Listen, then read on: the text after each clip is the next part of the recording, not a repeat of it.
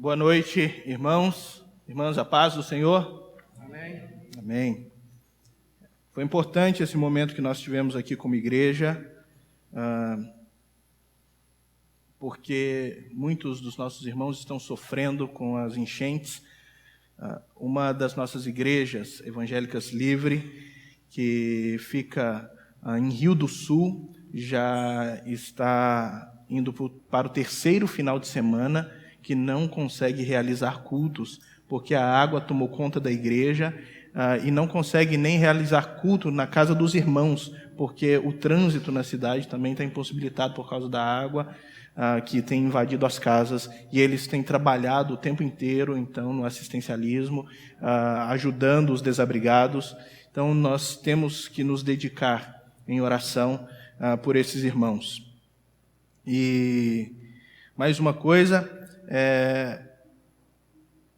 que música bonita que nós acabamos de cantar. Que música de letra tão tocante, rica e edificante que nós acabamos de cantar. Ela não só tem uma letra bonita e edificante, mas ela também tem uma história muito edificante. O autor, o compositor dessa música, ele era um traficante de escravos. Era um traficante de escravos. E ele levava escravos da África para os Estados Unidos. E durante o trajeto, ele escutava os escravos cantando no convés do navio, à medida que remavam, aquelas naus imensas. Eles cantavam uma música justamente com essa melodia. E aquela melodia ficou no coração e na mente dele. E quando ele chegou nos Estados Unidos, ele teve um encontro com o Senhor. E teve a sua vida mudada. E ele descobriu que ele era mais escravo do que aqueles escravos que ele transportava. Ele descobriu que ele, na verdade, era quem precisava de libertação, enquanto estava escravizando os outros, achando que era livre. Então ele é liberto pelo Senhor. E é por isso que ele pode cantar, liberto eu sou. Ou liberto eu fui de uma prisão.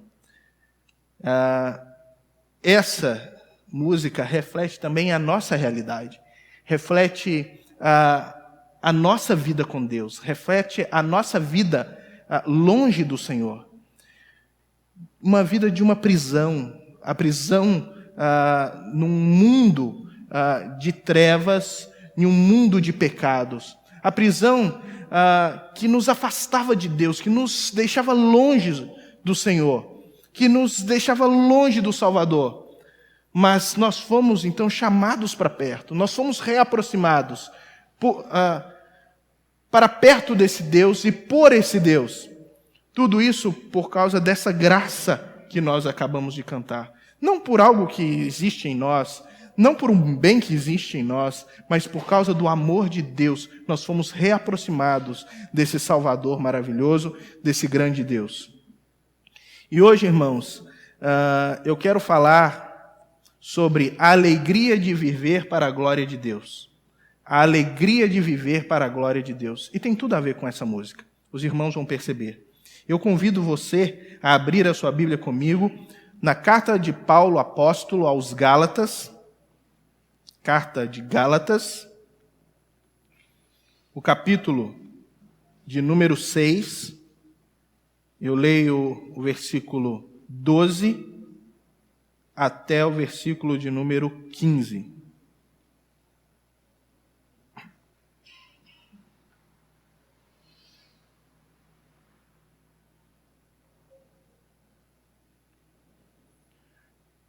Gálatas 6, 12 a 15. Os que desejam causar boa impressão exteriormente, tentando obrigá-los a se circuncidarem, agem desse modo apenas para não serem perseguidos por causa da cruz de Cristo. Nem mesmo os que são circuncidados cumprem a lei. Querem, no entanto, que vocês sejam circuncidados, a fim de se gloriarem no corpo de vocês. Quanto a mim, eu jamais me gloriarei, a não ser na cruz do nosso Senhor Jesus Cristo, por meio da qual o mundo foi crucificado para mim e eu para o mundo. De nada vale ser circuncidado ou não, o que importa é ser uma nova criatura, é ser uma nova criação. Até aí. Paulo vem escrevendo para os irmãos de Gálatas, e desde o princípio da sua carta, ele vem falando a respeito da circuncisão. Ele vem ensinando a respeito da religiosidade judaica, um comportamento tipicamente judaico, uma cultura tipicamente judaica que estava sendo imposta para os novos convertidos gentios, ou seja, os novos convertidos de outros povos. Outras pessoas, outras nações estavam se convertendo fora do povo judeu. E agora, aqueles judaizantes, aqueles judeus que se converteram primeiro, não apenas estavam levando a Jesus, mas estavam levando Jesus e toda a sua cultura para essas pessoas, achando que ser cristão ou servir ao Messias era se tornar judeu. E Paulo vem agora mostrando na sua carta que não tem nada a ver a adesão dessas pessoas na cultura judaica como expressão de uma fé genuína. Paulo vai rebater toda essa mentalidade dos judeus de que queriam obrigar os gentios, os novos convertidos, a cumprirem a lei, as leis que eles tinham, a viver aquele legalismo que os judeus viviam. E Paulo vai rebater mostrando que a salvação não é pelo cumprimento da lei, a salvação é pela graça, através de Cristo, através da cruz de Cristo, e através dessa graça que emana da cruz de Cristo e que nos salva, que nos encontra e que nos transforma. Ele vai mostrar que não é o fato de você ser circuncidado ao 8º dia, como era a cultura judaica, onde eles cortavam o prepúcio do homem para poder ser o sinal da aliança entre Deus e o povo. Não era esse sinal que importava mais. Agora não era mais uma circuncisão na carne necessária. A verdadeira circuncisão era a circuncisão de coração. A verdadeira aliança não era uma aliança externa, mas era uma aliança interna, onde o ser humano se entrega num relacionamento vivo com o Cristo crucificado, entendendo tudo aquilo que dimana da cruz e que alcança o nosso coração e que transforma o nosso coração, e nós entendemos toda essa maravilhosa bondade de Deus no alto da cruz do Calvário e aderindo então a essa bondade de Deus voluntariamente, crendo no ato redentor de Jesus, nós alcançamos a nossa salvação. Então não é algo que eu faço, é algo que eu recebo. É isso que Paulo está argumentando. Então ele está dizendo, olha, essas pessoas que tentam impor a circuncisão, eles não passam de religiosos. E eles não passam de religiosos porque, na verdade, eles estão evitando a perseguição que a cruz de Cristo traz. Ou seja, todos os apóstolos, todos os servos do Senhor naquela época estavam padecendo algum tipo de perseguição justamente pela proclamação da morte de Jesus na cruz e pela proclamação do Cristo como Salvador. Eles queriam agora, os judeus, simplesmente pregar uma circuncisão, dizendo que pela circuncisão essa pessoa agora está em uma aliança com Deus. E Paulo vai dizer, não, isso não é suficiente. Essa obra não é suficiente. Essa pessoa precisa se apegar em amor a Jesus Cristo e se entregar voluntariamente a ela para que realmente aconteça a transformação da vida dela. E ele vai dizer que esses homens, à medida que circuncidavam outros que aderiam àquela teologia falida deles, aquela teologia errônea deles, à medida que eles circuncidavam novos adeptos a esse outro evangelho, eles se gloriavam, ou seja, eles se achavam o máximo. Eles realmente se alegravam e achavam que isso era a coroa deles, e que fazendo isso, eles ganhavam algum crédito e algum mérito na presença de Deus. E Paulo vai dizer: longe de mim pensar tal coisa, longe de mim ter essa mesma atitude, longe de mim ter essa mesma obra, essa obra que esses homens estão fazendo, longe de mim ter essas mesmas práticas. Se eu tenho que me gloriar, se eu tenho que me alegrar, se eu tenho algo por coroa, se eu tenho algo que me satisfaz, é a cruz de Cristo. Se tem algo que me satisfaz e que me alegra e que motiva e me leva avante, é a cruz de Cristo. Ele vai dizer que eu jamais me glorie nisso, a não ser na cruz do nosso Senhor e Salvador Jesus Cristo, por meio da qual o mundo foi crucificado para mim e eu para o mundo. E ele vai falar que a cruz de Cristo, a adesão dele, aquele ato redentor de Cristo na cruz, o levou a uma transformação de vida, a uma mudança de vida. Porque ele vai dar continuidade ao seu argumento dizendo: porque a circuncisão não é nada. A circuncisão só passa de religiosidade, não passa de um ritual vazio, não passa de apenas mais um meio que as pessoas criaram agora para poder se identificar com um grupo religioso. Ele vai dizer: a circuncisão não é nada.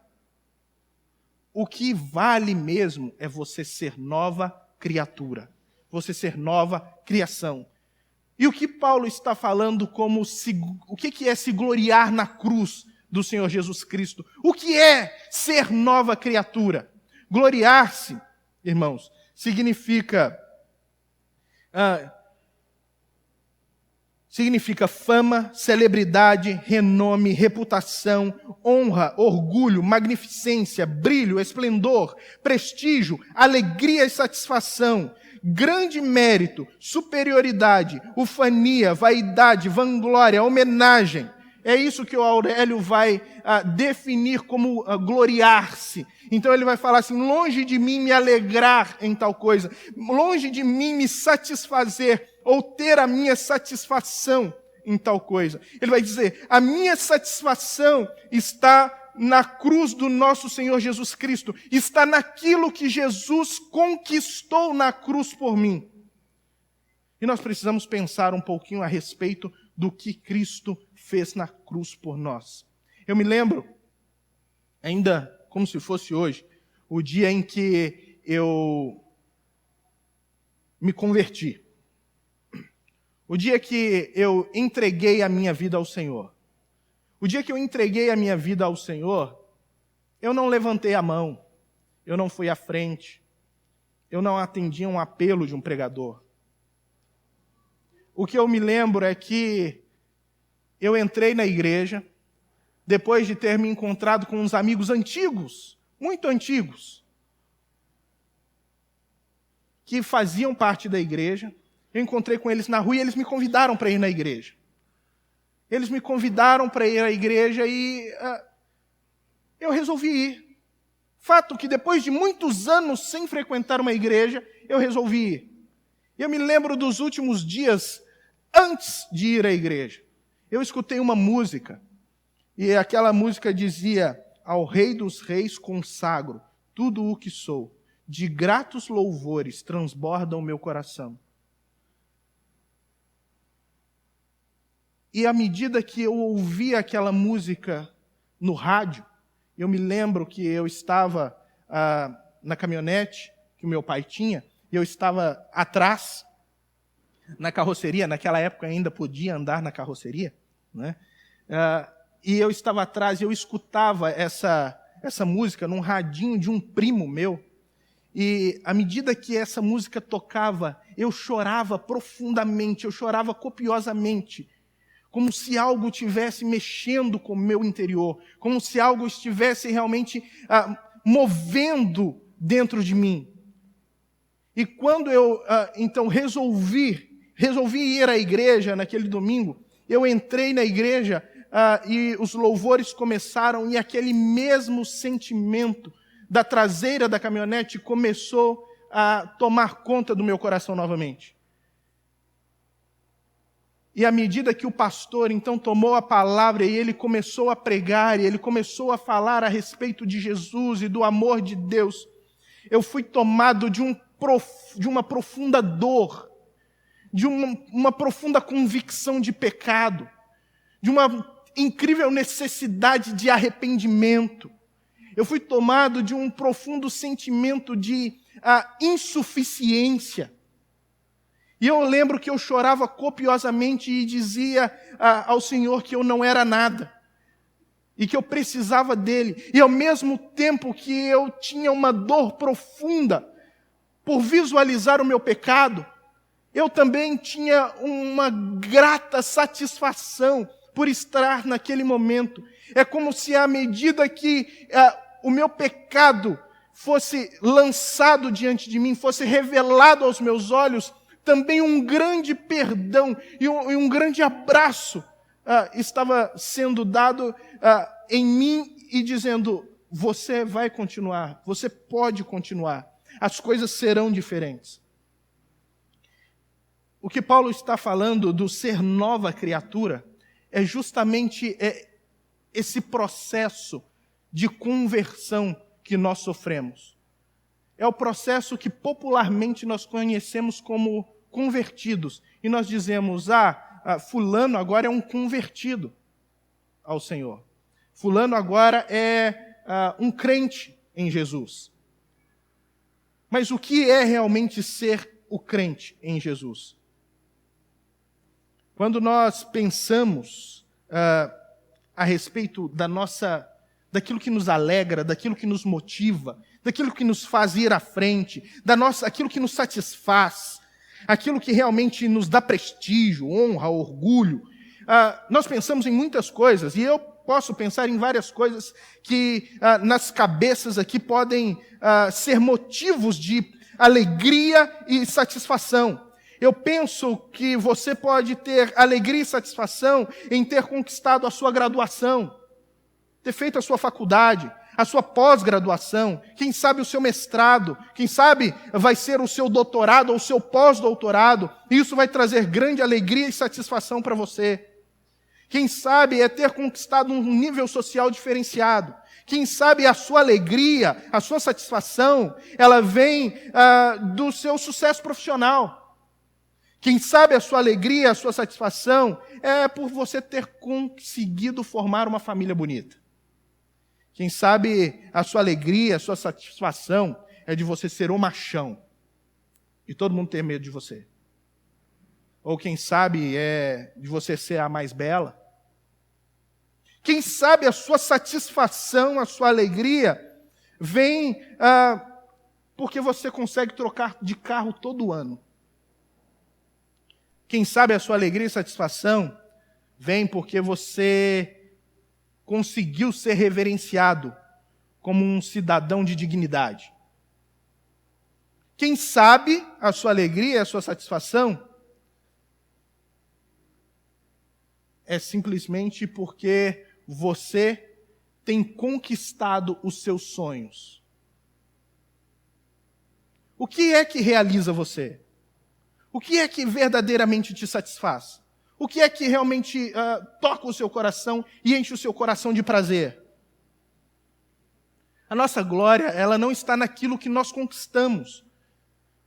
A nossa alegria não está naquilo que nós conquistamos, porque tudo isso é passageiro.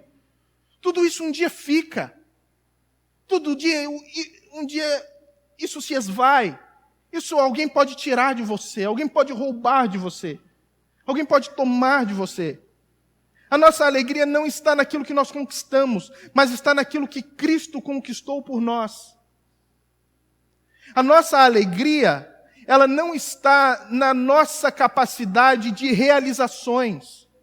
A nossa alegria está na cruz, por meio da qual Cristo realizou a nossa transformação.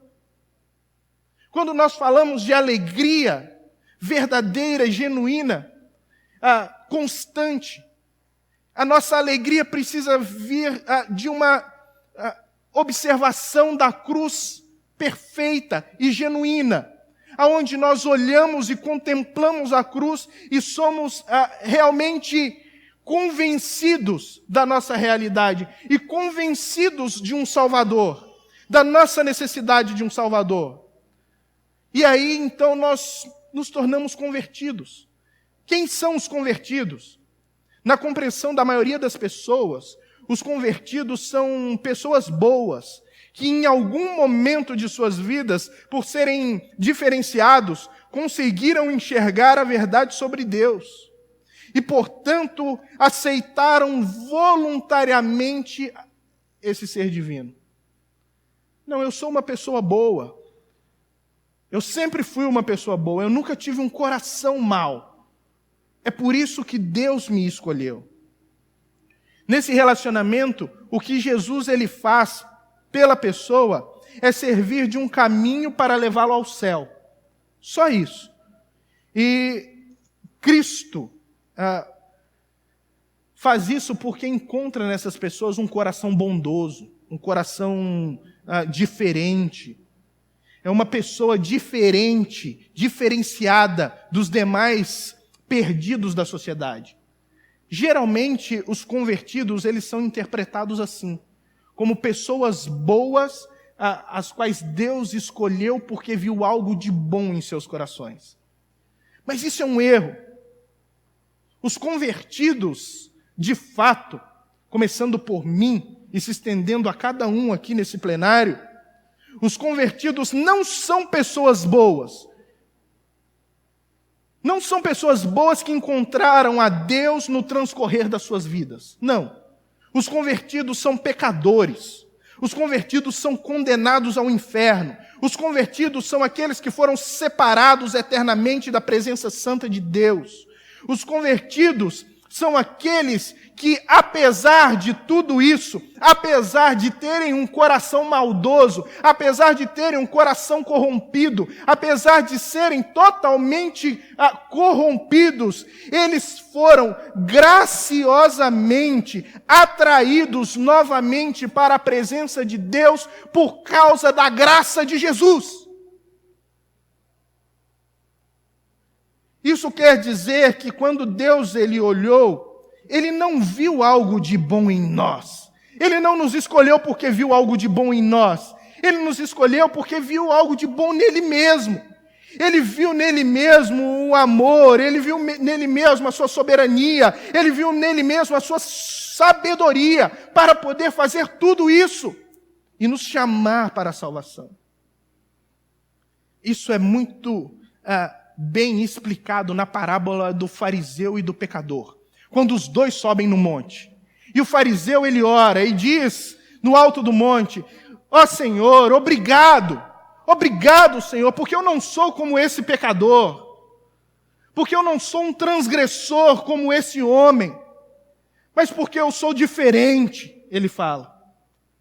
E Jesus, contando essa parábola, ele também fala sobre a oração do pecador. Ele fala que aquele pecador estava de joelhos, e ele estava em desespero, e profunda agonia e tristeza, e ele batia no peito, e ele dizia, Senhor, perdão, porque eu sou pecador.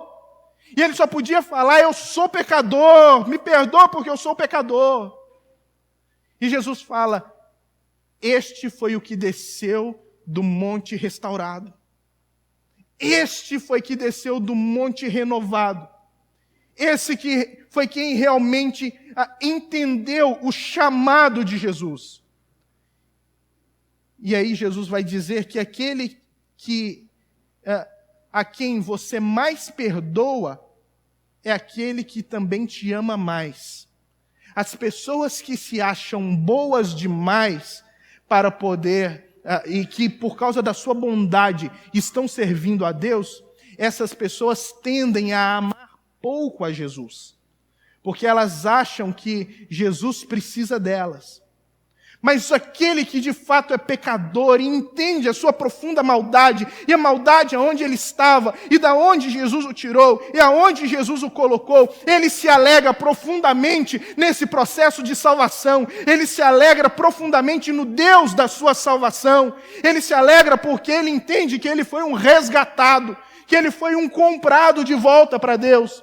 Ele entende, de fato, quanto amor Deus precisou demonstrar para tê-lo de volta para si.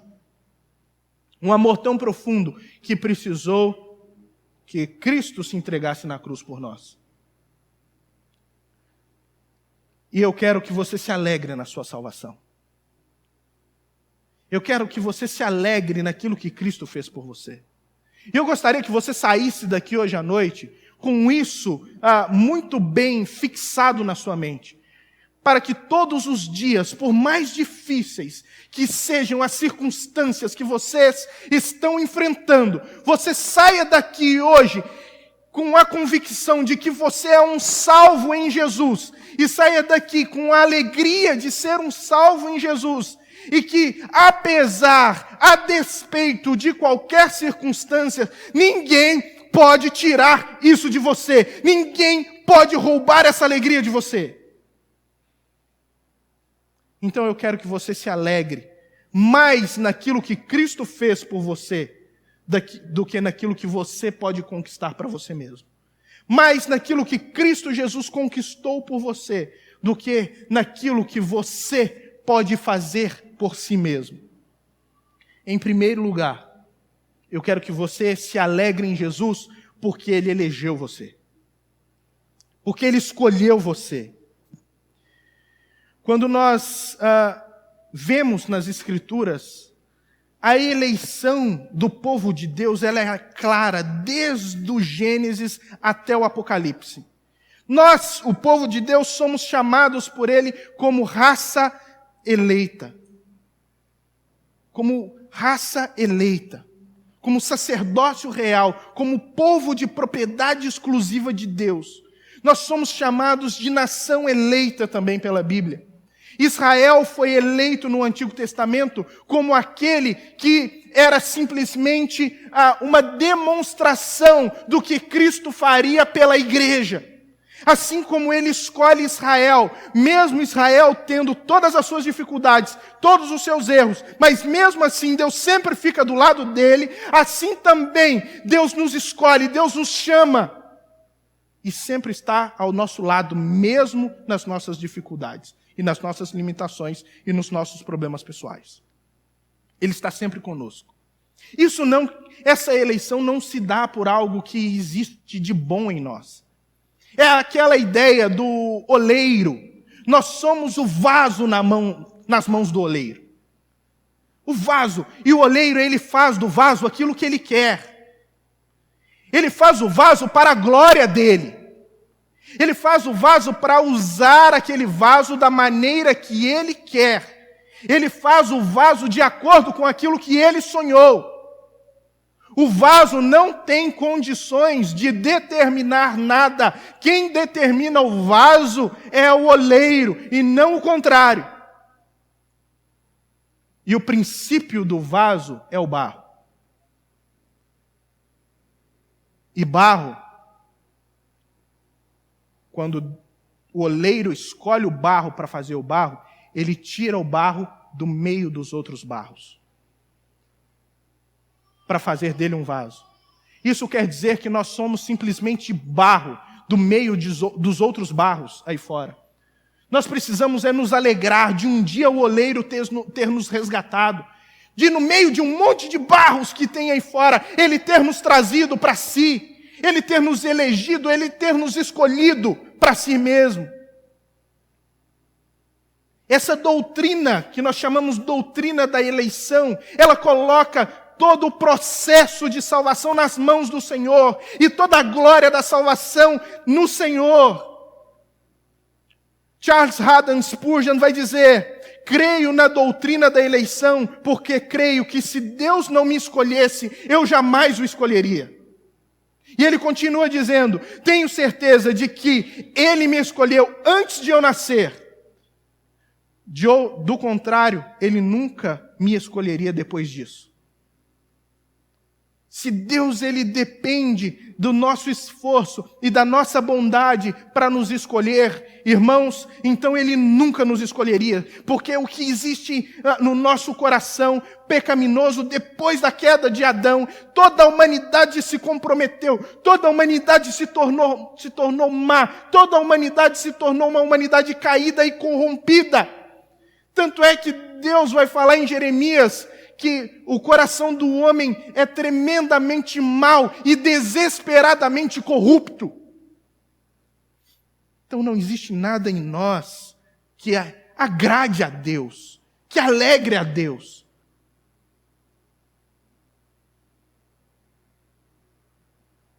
Todo o benefício da salvação está nas mãos dele. Ele nos chamou e é por isso que nós podemos nos alegrar nele. É por isso que nós podemos olhar para Deus e nos deleitar nesse Deus Salvador, que misericordiosamente nos chamou para si. Em segundo lugar, nós podemos nos alegrar na salvação justamente porque Ele nos chamou de maneira eficaz. Não é simplesmente um chamado qualquer, é um chamado eficaz, que quando Ele chama, o chamado, Ele atinge o objetivo e Ele traz para si o eleito. Agostinho, ele vai dizer assim, depois da sua conversão, ele se converte mais ou menos aos 33 anos, e depois disso, ele começa a escrever e ele se torna a segunda maior mente do cristianismo depois de Paulo, e ele vai dizer: tarde te amei, ó beleza tão antiga e tão nova. Num grito desesperado, ele diz: tarde te amei. Eis que habitavas dentro de mim, e eu te procuravas do lado de fora. Estavas comigo, e eu não estava contigo. Chamaste-me com uma voz tão forte, que rompeste a minha surdez. Brilhaste, cintilaste, e logo afugentaste a minha cegueira. Exalaste o perfume, respirei-o, suspirando por ti. Eu te saboreei, e agora tenho fome e sede de ti. Tu me tocaste e ardi de desejo da tua paz. Ele vai falar: ó Senhor, tudo isso, Senhor, foi por tua causa, foi porque um dia o Senhor me chamou, eu me converti porque o Senhor agiu em mim. A compreensão de Agostinho é que tudo começa no céu, não começa na terra. Tudo começa com Deus, não começa conosco. Essa era a compreensão de Agostinho. E tudo isso por causa da experiência pessoal dele de conversão. Ele estava em sua casa com seu filho Adeodato e seu amigo Alípio. E de repente aparece ali um cristão sem nome, nós não sabemos quem é, e ele chega e ele começa a conversar com Agostinho, um homem inteligentíssimo, e conversando com eles, ele começa a falar a respeito da história de Santo Antão.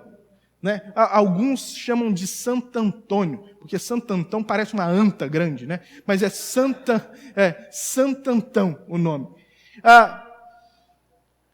Depois disso, ele fica profundamente tocado com a história desse homem, e ele sai chorando copiosamente para o jardim da sua casa. Seu amigo Alípio vai até ele, tenta consolá-lo, não consegue, ele fica ali chorando, amargurado, né, sem ter consolação, até que do outro lado do muro, ele escuta umas brincadeirinhas, algumas crianças brincando, talvez essas brincadeiras de rodinha que as crianças brincam e elas inventam essas musiquinhas, e as crianças falavam em latim: tobi leg, tobi leg, tobi leg. E ele prestava atenção naquilo e, na verdade, a brincadeirinha dizia: toma e lê, toma e lê, toma e lê. E era um monte de crianças brincando e diziam: toma e lê, toma e lê. Nesse momento ele se lembrou do Novo Testamento, que a sua mãe, a Mônica, ela, não é do Cebolinha, a Mônica, havia deixado na cabeceira da sua cama. Ele vai até ali, pega aquele Novo Testamento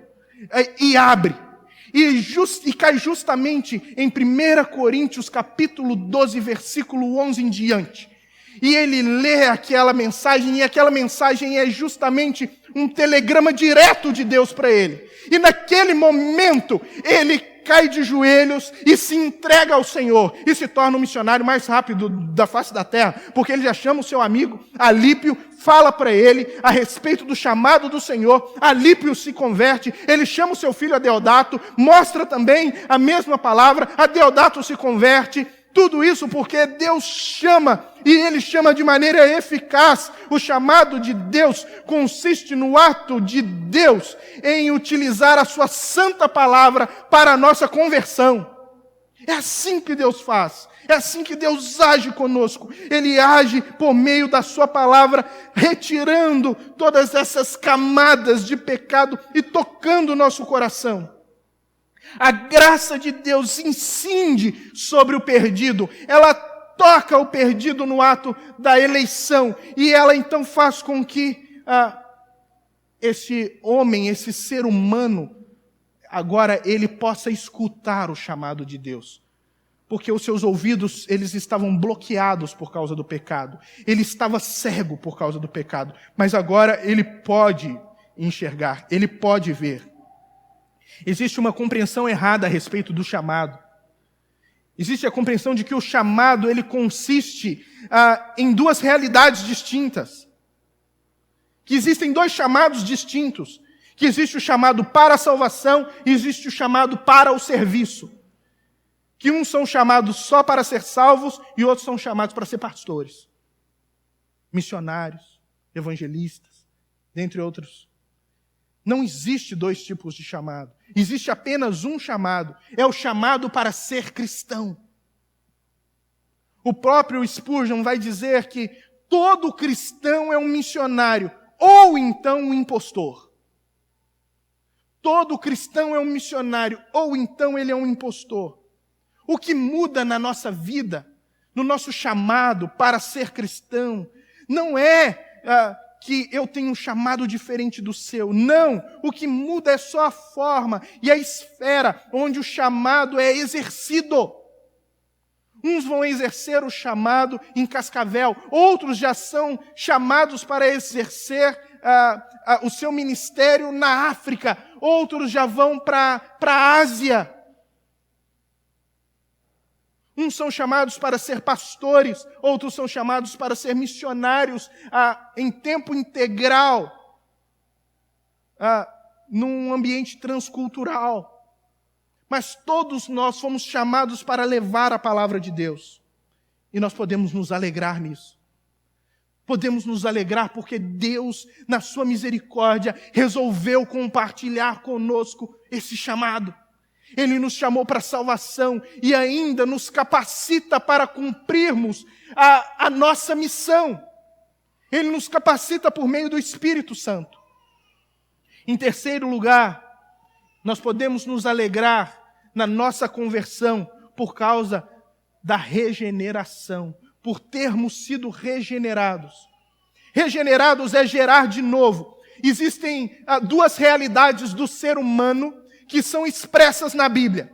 Primeiro, que o ser humano, todo ser humano, está morto nos seus delitos e pecados. Ou seja, a humanidade, apesar de viva, está toda morta. E morto não pode fazer nada. Morto não pode mudar a sua realidade de morte. Morto não pode ressuscitar a si mesmo. Morto não pode tornar a viver. O único que pode tornar a vida a um morto é Deus. É Deus. E o outro é que toda a humanidade é escrava do pecado. Que todo mundo se fez escravo do pecado. Escravo também é a mesma realidade da morte. Escravo não tem vontade própria. Escravo não faz outra coisa a não ser a vontade do seu Senhor. Escravo não pode fazer aquilo que ele quer. Escravo só pode fazer aquilo que o seu Senhor manda. Essas são as duas realidades que nós vemos. No entanto, Deus, Ele vem com a sua graça, com o seu poder, e Ele nos regenera. Ele faz com que os mortos voltem à vida. Ele faz com que os escravos recebam as suas cartas de alforria.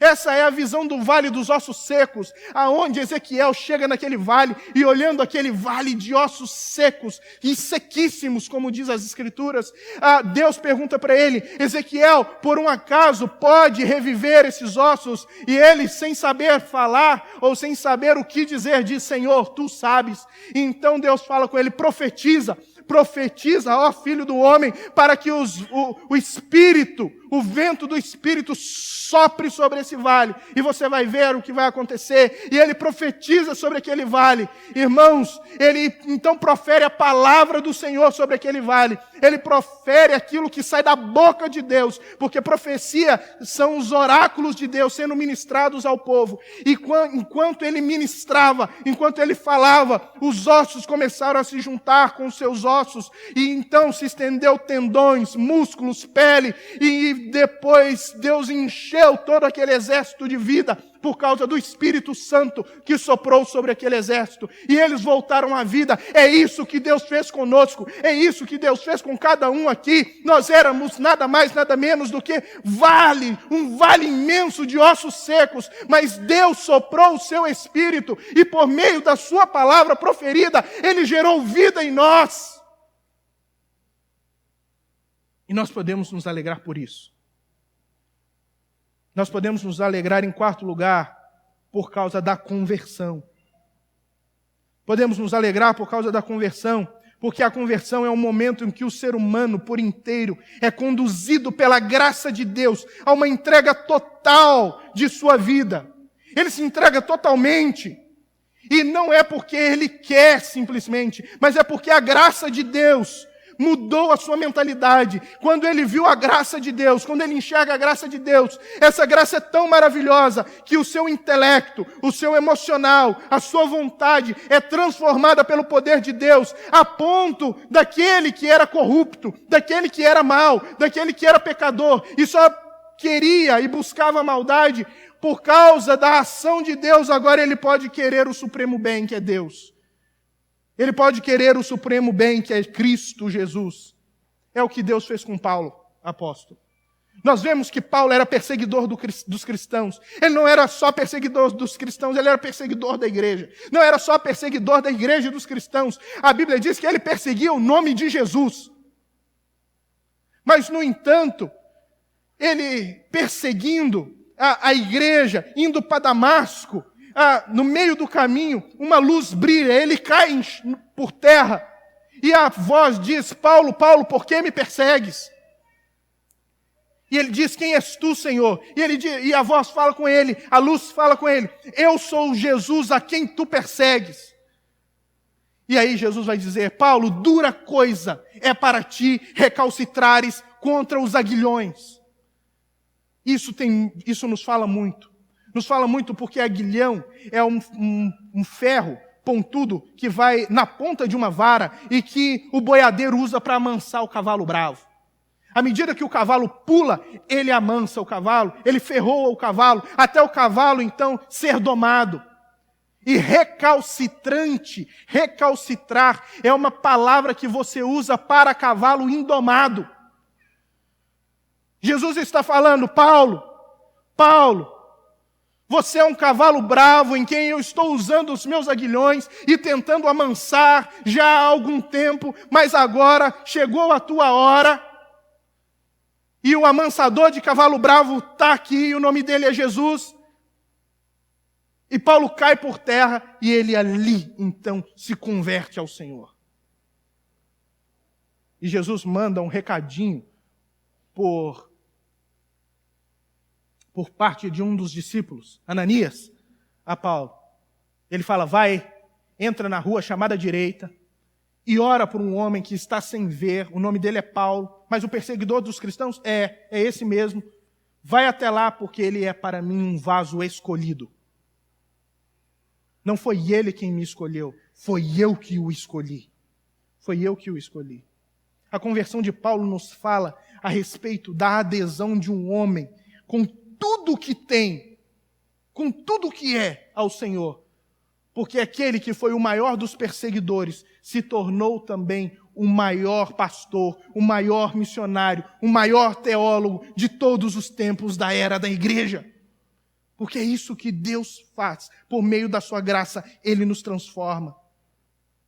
Quando nós olhamos a conversão verdadeira, a conversão genuína, nós podemos ter um olhar panorâmico. A pessoa que está no processo de conversão, ela tem um olhar panorâmico. É o olhar que eu tive naquele dia da minha conversão.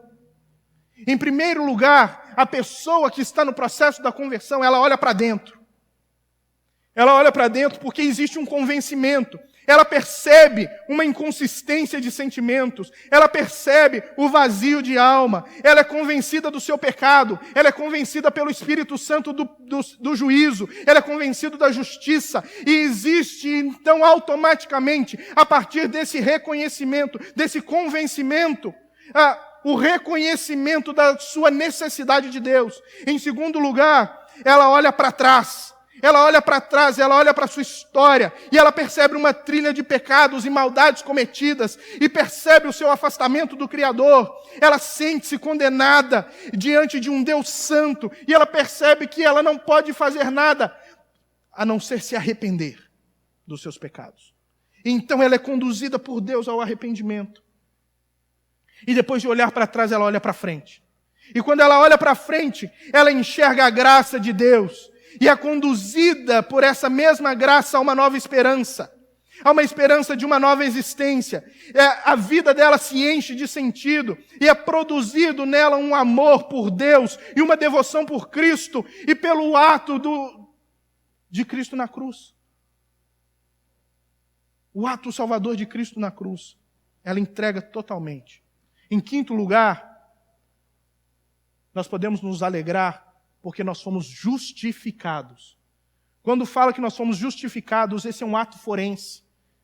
É um ato de Deus que Ele decreta que o pecador agora não é mais culpado. Que o pecador agora, ele não é mais culpado do seu pecado, porque Cristo pagou a pena no lugar dele. A Bíblia diz que todos nós somos pecadores, e o pecador, ele é réu de morte. Então todos nós estávamos condenados à morte e ao inferno. Então Cristo vem e Ele toma o nosso lugar naquela cruz, e Ele paga no alto daquela cruz o preço por nós. É por isso que no alto da cruz, a última palavra que Ele grita é está consumado. Na tradução original é tetelestai, que diz está totalmente pago, ou seja, Ele paga a nossa dívida, Ele paga o crédito que nós devíamos para Deus, e agora Deus pode olhar para nós e falar: você está justificado, porque você creu no ato de Jesus na cruz.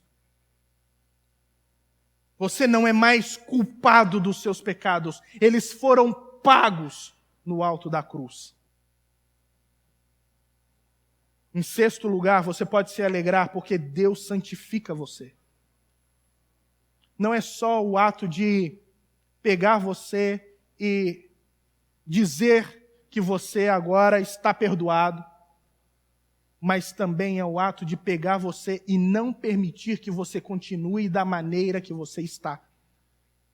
Ele pega você e começa a aperfeiçoar você. Ele santifica você no ato por causa do sangue de Jesus. No ato da conversão você é santificado, mas ao longo da sua vida você entra num processo de melhoramento, num processo de aperfeiçoamento, onde o caráter de Cristo vai sendo plantado em você, e a cada dia você vai se parecendo cada vez mais com Cristo, até chegar o ponto em que você se encontrará com Ele, e você vai ser plenamente satisfeito nele. Por quê?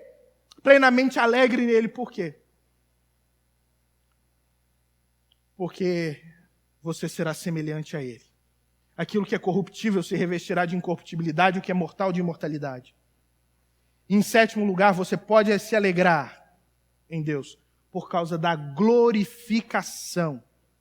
Glorificação é o termo usado para a salvação na sua última instância. O momento em que o seu corpo será glorificado e você estará para sempre com Cristo em glória. Essa é a nossa expectativa.